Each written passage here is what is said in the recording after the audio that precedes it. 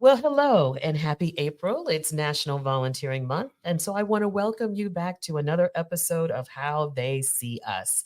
My name is Denise Hurd. And if you're tuning in for the first time, thank you so much for joining us. If you are a returning listener, thank you for your continuous support. For those of you that don't know, How They See Us is a series in which we invite friends of Herd Strategies to discuss how they navigate public perceptions and challenges within their fields or within our community. For today's episode, we thought it would be only right to shed light on some incredible volunteer work going on in our community. And so I'm really excited about today's guest because I've known him for a while, but this is like the first time he and I have ever had a sit down conversation. So, but we've had conversations, but usually Right, there's like people around right, and we're like, hey, how you doing? How you doing? But right. this is the first time we've ever just really chopped it up like this. So I'm so excited to have on today's show a gentleman who I have a profound amount of respect for. He is very passionate about social change and community empowerment. I've had an opportunity to stand shoulder to shoulder with him for many years, and I've also had a chance to stand in the background and watch him make a difference in our community. And so it's my pleasure to introduce and welcome Mr. Amp Harris. Hey, Hey now, this is going to be your new daytime hey. job, huh? I'm sitting here Wouldn't listening that to be you. I'm like, wonderful? Okay, sponsors, please, can good you find morning, us America. some? I'm like, Thank you okay, so move over, much. Robin Well, Roberts. thank you. Thank you. Oh, go on. Oh, stop. Really go on. So thank you. Thank you Yes. so much for joining us. And so I want you to tell our listeners a little bit about yourself because if I talk about you, I'll be really biased. But tell us a little bit about yourself, what you've done and what you do. I am the youngest of eight. I did not know that. Yes. My mother raised me single parent home. Awesome. Um, Grew up in the church, so a lot of who I am and where I come from stems from that.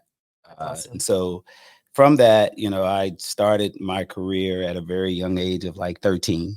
Mhm, Uh, mhm, mhm. I was DJing in clubs at the age of 16, and at 16, 17, I'm DJing in 21 and over clubs. How'd you even get in? A lot of times when you are talent, Oh, they just kinda let you you go in and you do your job, and then you get out. and they right, okay, Yeah. got you, got you, got you. And so that prompted me into the promotion business. Mhm, I started my own company in 1993, mhm, mhm, and people like to ask me, well, what do you do? mhm. I have no idea. I just make up a title, I Denise, as I understand, go I get along. it, whatever room you're in, whatever room you're in. you No, know, but I love the whole entrepreneurial spirit, when we can have a conversation about that also, right, because once you have that fire in your belly, you just have it.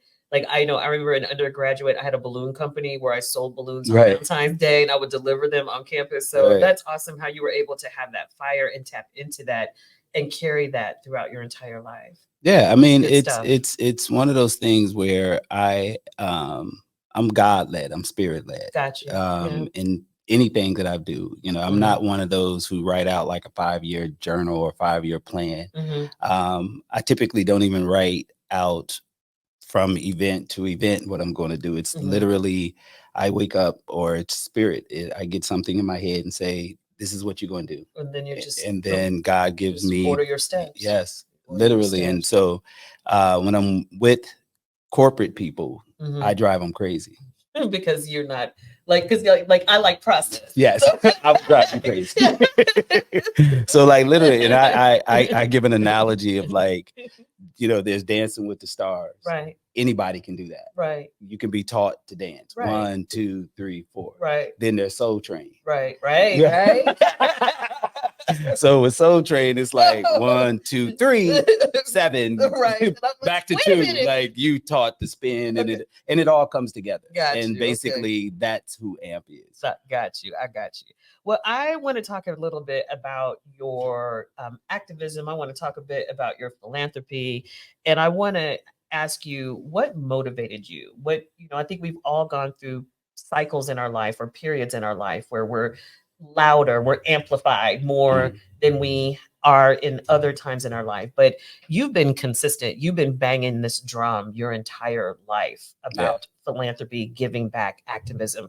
Can you tell me a little bit about your journey and what kind of inspire? I know everything is God led, Right. but Right. it also takes some courage and faith Yeah. as well. Yeah.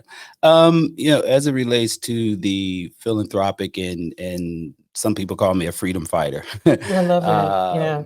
um, I mean, I think it started when I was young, watching my mother.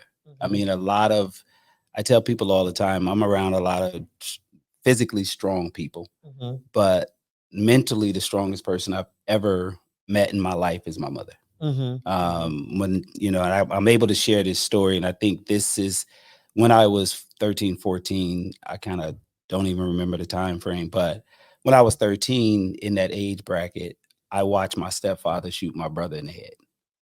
No way. And No.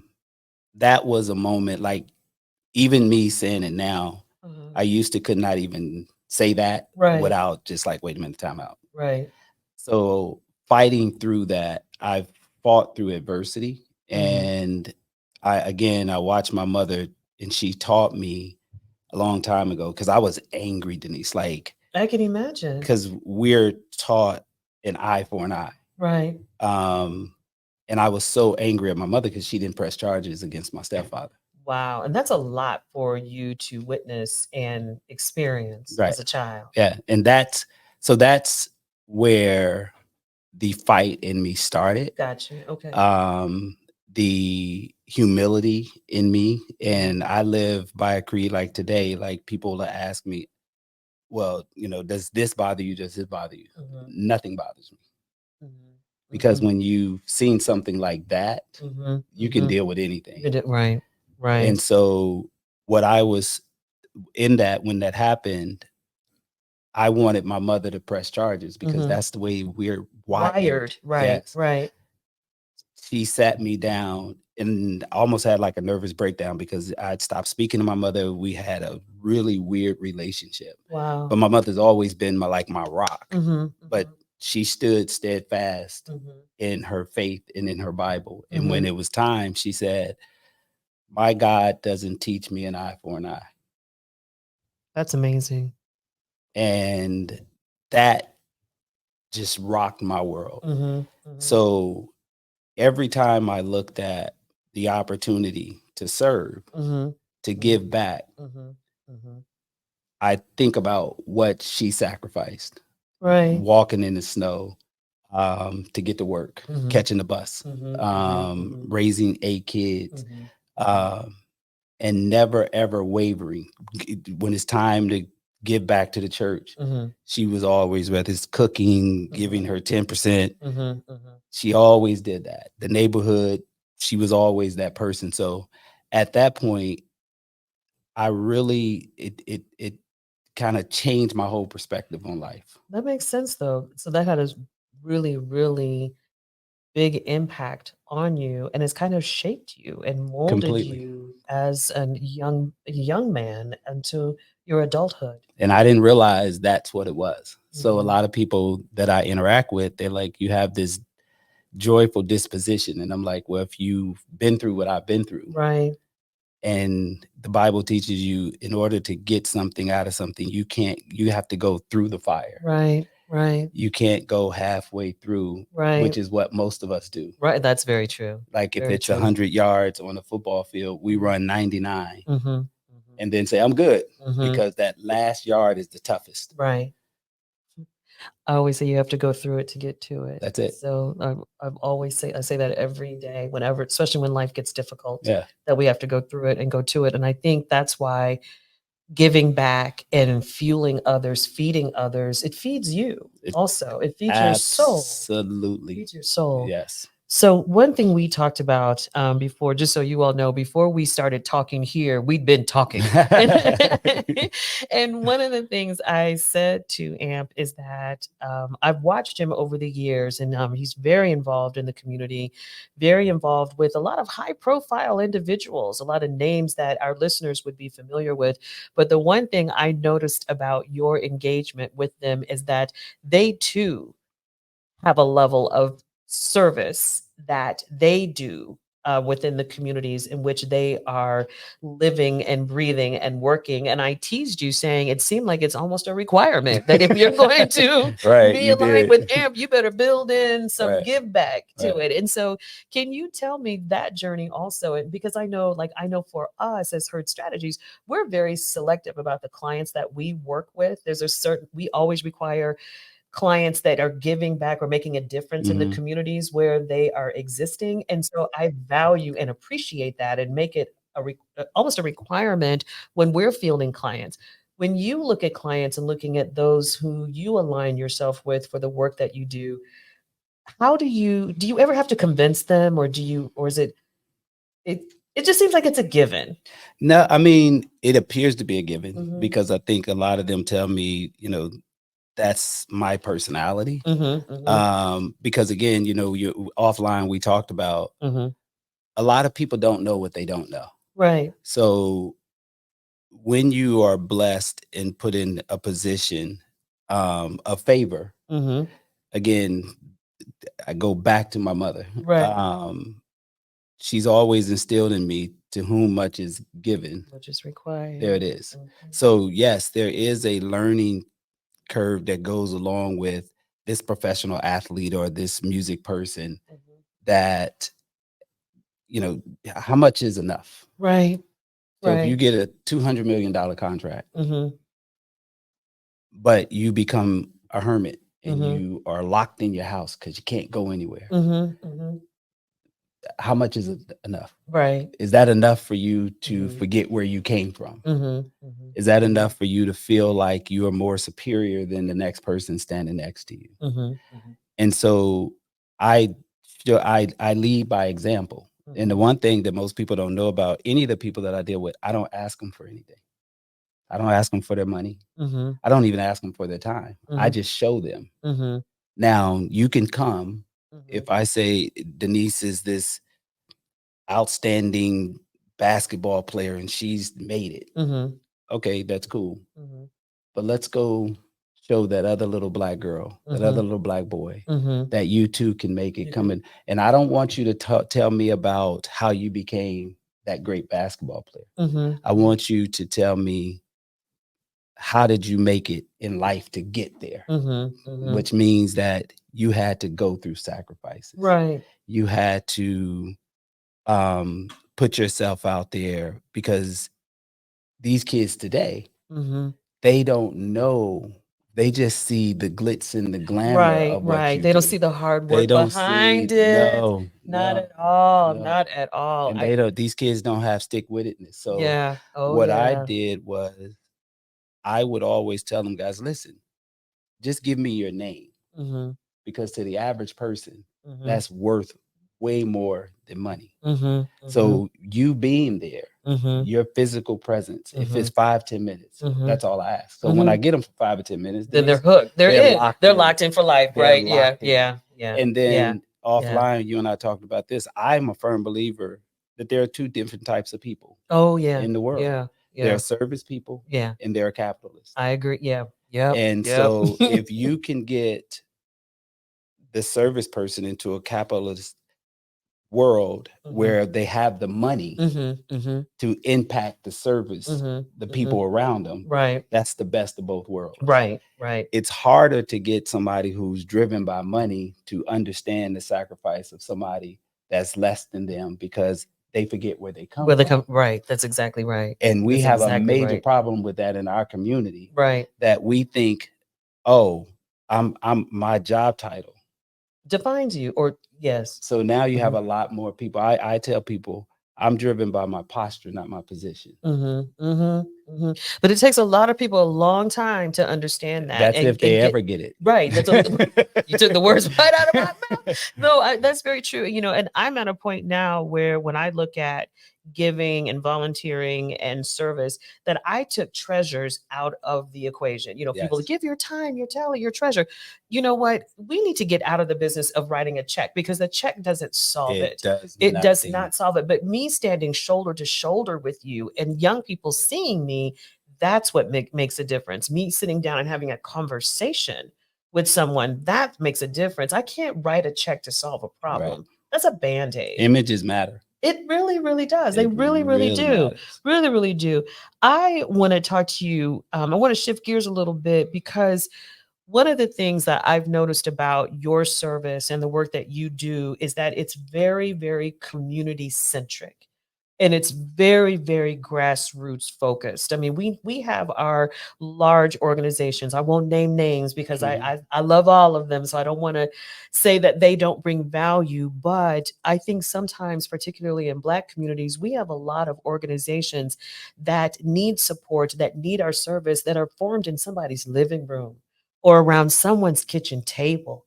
Very, very grassroots in focus. And so I would love for you to talk a little bit about those types of organizations that you've seen and even helped, and some of the obstacles that they have to overcome. Because something I said to someone the other day about our grassroots, our smaller nonprofits, even, don't sleep on them because they have survived. They've survived without resources and they are thriving, but they still have obstacles. And so, would you talk a little bit about those that you've encountered and the things that we may not know and understand the challenges that they're facing? I think it really comes back down to the individual person, whether if that's the person who's writing the check Mm-hmm. versus the person who's receiving the check. Mm-hmm. A lot of times, and you just hit on it, a lot of times people that work in these large corporations, they do their job in service because that's their job. Yes, it's almost required. Like, yeah, That's not who they are. right. So when you're dealing with people like that, I always ask people, tell me if Mr. Johnny Jackson, what has he done Mm-hmm. in the community after 5 p.m.? Mm-hmm. Even though he runs this big organization, Mm-hmm. what has that person done after 5? Mm-hmm. Because if you can show me what that person has done after 5, then I can tell you who that person really is. Got you. So for nonprofits like myself, I'm a grassroots guy. I have a lot of privilege and I don't take it for granted. And I'm very different than a lot of my peers in the nonprofit sector. Most of them, a lot of them look at me as like, oh, AMP, you got access to this person, to the mayor. You can just pick him up and call him. The mayor ain't never gave me $1. You can call the governor. The governor ain't never gave me $1. You can call the president of this, the NBA or this or that.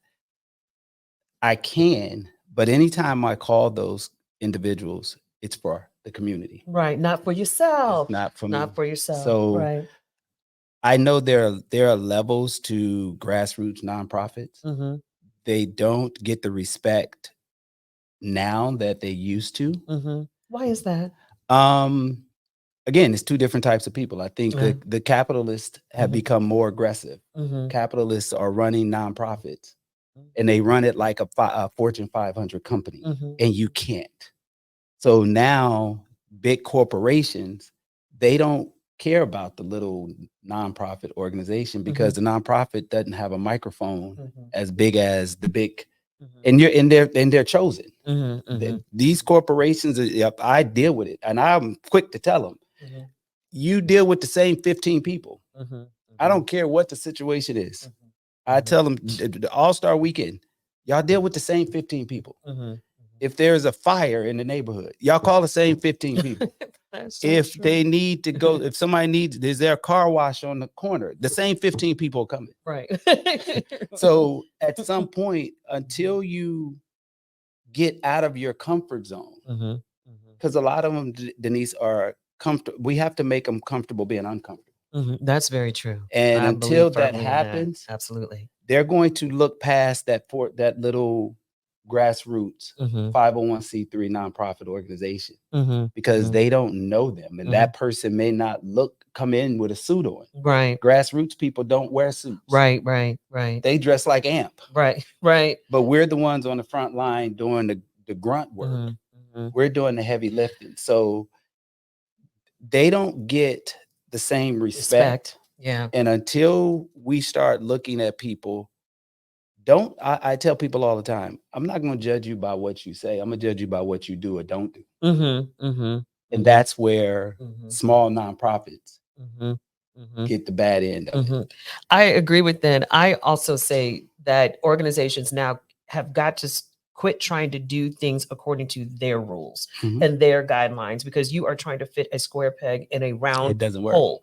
You are the one that has to change. You can't force this organization, this nonprofit, to change to fit your mold, because you actually need them more than they need you. Because we're not monolithic. Exactly.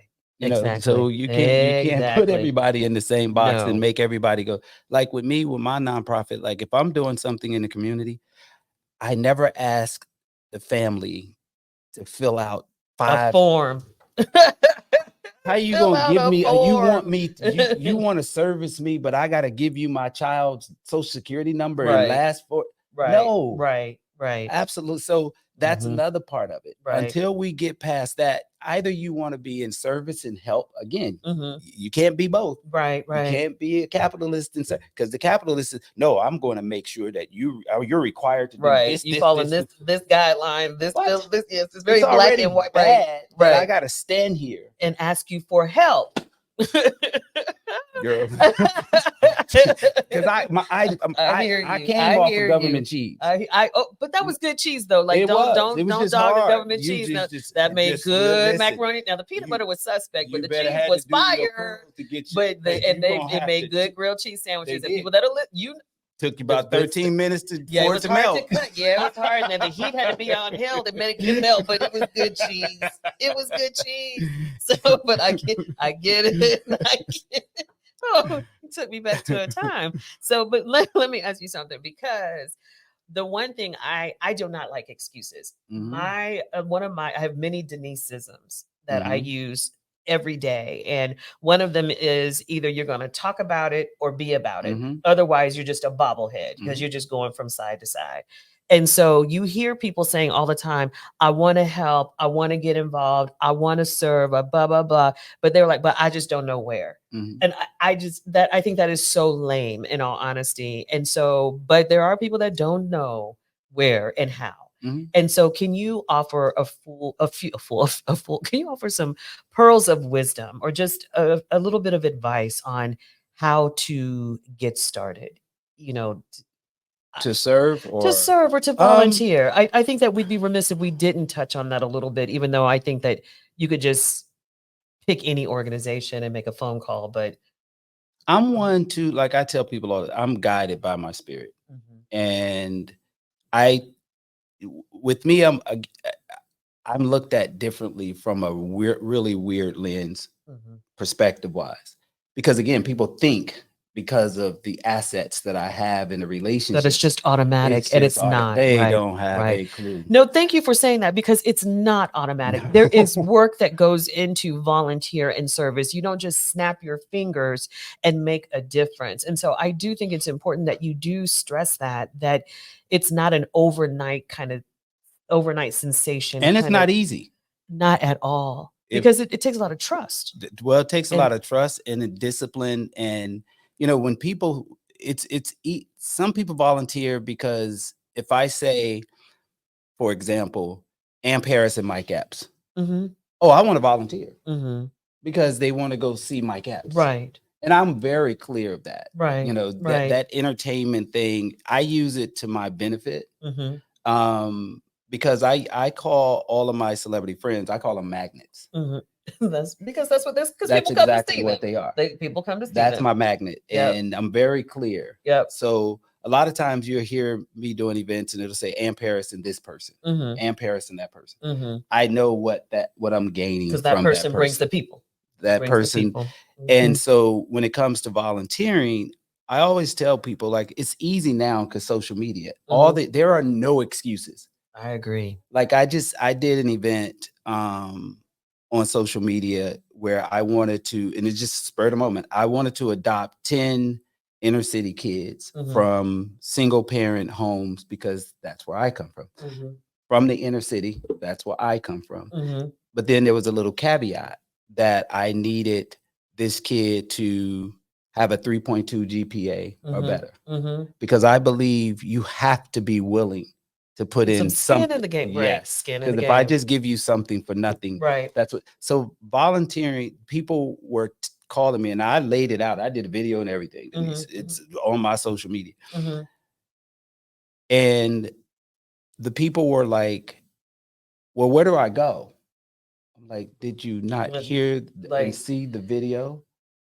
So if you really are intentional, mhm, you're going to do whatever it takes, even if you just show up to said event that day. right, Hey, I'm here to volunteer. right, No one right. is going to turn you down to volunteer. Not at all. You No, see? no volunteer, no organization was like, oh no, we have No, enough. right. We don't need more help. No, No, like that's not gonna happen. no. Not at So all. I You're tell right. people all the time, like at the end of the day, if you want to volunteer, social media makes it very easy because Mhm, wherever you hear that information from, mhm, that person's contact is on social media. mhm.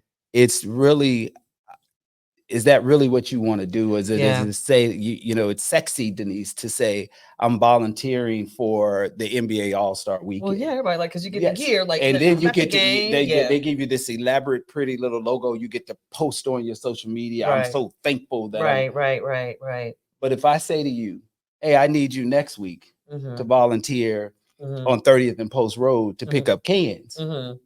Ah, Oh man, man, my I'm a baby mama, girlfriend, sister, cousin. Yeah, man. See what had happened, Amp, so was the magnet's not there. The bingo. magnet's not there. So that's the Right. that's the downside Yeah. to the type of events, me in particular, that I do, Mhm. because they're typically kind of high profile in Indianapolis Right. because the media and I have the relationship. But I encourage people, don't worry about how large Yeah.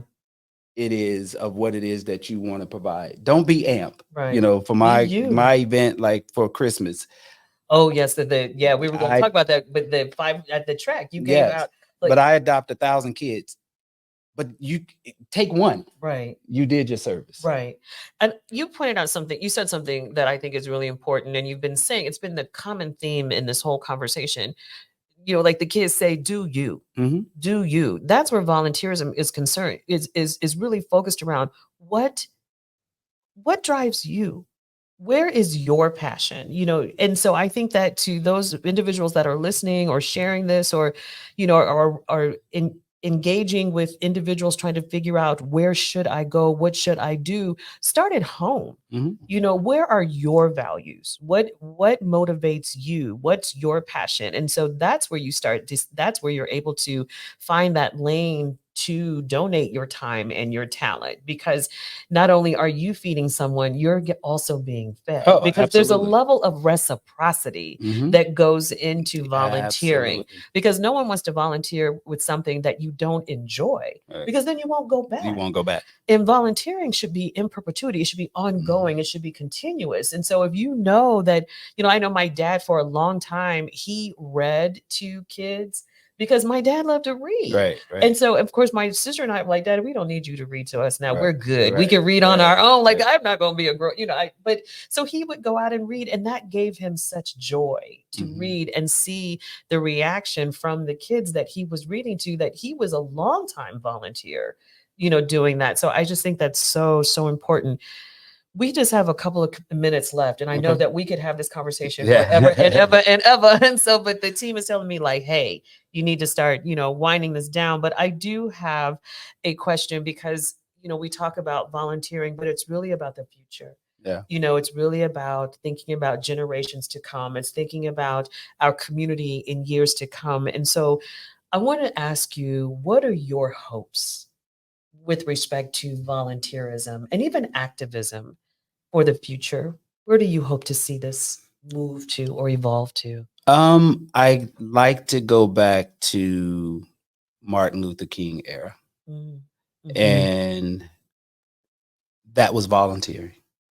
It really was. That was with a purpose. Mhm, You know, it's one thing for us to write, like you said, write checks, mhm, but I'm big on intention. mhm, And so whenever I do something, and you said it offline, there's always something to go along with it. You mhm, know, I can dress 10 young men for the prom, but I need to see that you are doing your part. mhm, mhm, That GPA, that if I adopt 1,000 kids, mhm. I need you as a parent, grandparent, to come and get the toys. Yes. You can't bring it. Right. So, Got you. and a lot of it, again, I believe for us in our community, images matter. Mhm. And me being a Black man, that I don't stand 7 feet tall, Mhm. I don't dunk a basketball, I don't run a football, I Mhm. don't tell jokes. Mhm. I am the common person Mhm. that, through hard work and perseverance, I'm in a position where you can see AMP and that child can say, "Ooh, I can do that. Mhm. Mommy, look at him. He Mhm. ain't taller than me, Mm. but he did all of this." Mhm. Mhm. Volunteers who come around me Mhm. and see that I'm committed Mhm. from 6 a.m. to 6 a.m. to Mhm. make sure that if we tell these people it's going to be blue, it's blue. Mhm. So now Mhm. they pick up that. Mhm. Kids Mhm. pick up the fact that there is hope, that they can see somebody that looks Looks like like me. them. Yes. Yeah. That the opportunities that I get to sit with the president of this organization Mhm. and use that to pay it forward for the next generation. Mhm. So I think it all encompassing the individual themselves Mhm. and how they're wired. But if we don't know, we Mhm. don't know good, bad, or indifferent. Right. We just out here just, I'm a volunteer. And I know a bunch of people, Denise, that would just, oh, this is going on, I'm volunteering. But They like, don't, there's nothing yeah, there. I there is nothing worse than a serial volunteer. Yes. I'm like, okay, I need you to have a mission and a purpose. Like, okay, Absolutely. just to put it on your resume that you Absolutely. did this and you did that and you did, and in sight, Now, hold, I'm going to cut you off, sis. you're But fine. now they don't even put it on a resume. They just want to put it on their phone. Y'all see me? Oh, the pictures, the selfies. Yes. Like, oh my gosh, like, okay, like really? Is that what we're doing? Like, there's starving Absolutely. kids over there, Right. right? Like, what's going on here? That's their intention. Yeah. Oh, I totally get it. And I often have to tell my students, because I'm an adjunct professor at IUPUI, and so I teach intro to PR. So I look at a lot of my students' resumes, and I'll see like all this volunteer service. And my thing to them is, okay, first of all, you volunteered everywhere. Right. Congratulations. Right. But when did you go to class? Right. Because you have so much volunteerism, you couldn't have done anything well. Right. You You couldn't was have just there made for it. 5 minutes. Right. You could not have made an impression because there's too much. What oh, okay, that's a conversation for Right. another day too, but we do need to wind things down. And so I do want to give you an opportunity, if there's anything we haven't covered or anything else you'd like to share before we do sign off, I'm going to give you a chance to do so if you'd like. Yeah, mine is simple. Like, when it comes to volunteering, follow your heart. Mm. Um, don't do something just to be doing it, because the purpose is to help someone. Right. And those that need help, they don't need to see you everywhere they are. True.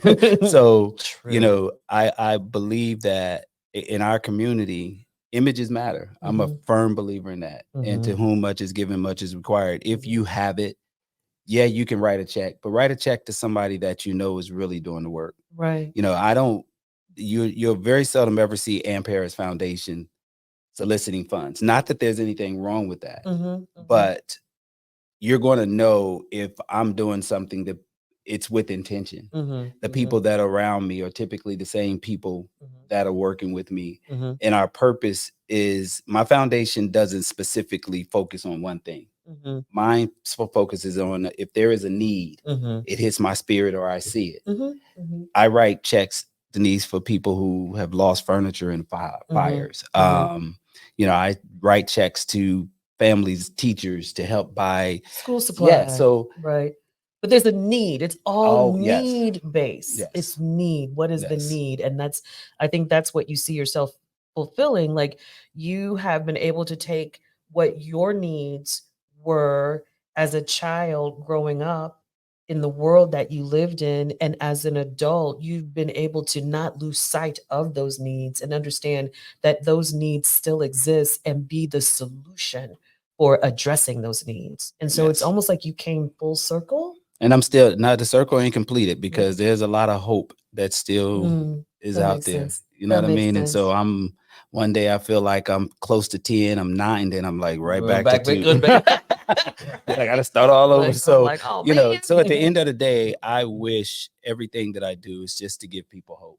I love If that. it's just for that 5 minutes with that Mhm. child opening up that gift, Mhm. there's hope. I love that. And that's the purpose of AMP Foundation, is to provide hope. Hope. I love that. And so I hope you enjoyed our conversation today. Get them in I the wordplay. did. So I really, really, really appreciate you joining me today. This was a great conversation. It truly was. And it was exactly what I had hoped that it would be. Hey, I really did. And it was really, it was intentional and it was purposeful. And I'm so, so appreciative of that. And so, thank you again for joining us. And thank you for everyone that tuned into this episode of How They See Us. Don't forget to subscribe to our How They See Us podcast series. We're available wherever you get your podcasts. We're available on all platforms. And thanks a lot to the Herd Strategies team for producing this episode today. And until the next time we're together, thank you and love one another.